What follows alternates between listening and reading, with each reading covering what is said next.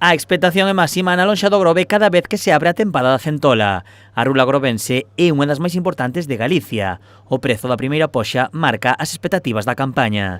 Este ano volveu a marcar un prezo de máis de 24 euros, unha boa cifra similar á do ano pasado.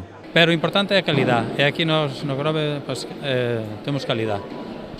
Cando vai a 24 euros, cando os compradores pagan ese precio, hai que sumarlle os impuestos, que isto hai que sumarlle o IVA, menos os impuestos de lonja, este saleñe a 30 euros o que o compra, Entonces, bueno, pues, para ser o primeiro día non estou mal o precio.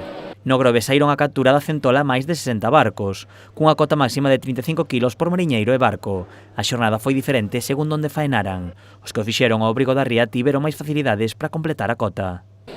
Foi un día bastante duro porque foi un día de mal tempo, de inverno, de revolvedura. Os aparellos viñeron bastante liados, pero bueno, a pesca douse bastante ben.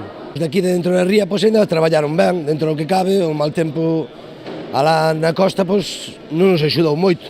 Bueno, a de captura estou bastante ben, o tempo non acompañou, pero bueno, pudose chegar ao tope. Como explicaba o patrón, a calidade da centola do Grove é indiscutible, pero ademais o tamaño tamén acompaña. O tamaño de momento, as que eu tomei son bastante boas, non é mal material, é ben bastante máis gordo que o ano pasado, penso. Desde medio kilo hasta 4 kilos e pico, que pode ser a pesa máis grande. Con este inicio, as expectativas do sector son moi boas. Que sea como estes últimos anos, que foron uns anos bastante bo, que foi a campaña do Santolo, de feito, pois, parte da flota estábamos máis dun mes parados, estábamos esperando por isto como o ajo de maio, entonces isto é o noso agosto, esperemos que se pesque e esperemos que os precios pois, que vayan a máis, claro. De momento, pois eu penso que está ben, o que pasa que, bueno, xa iremos mirando, a ver.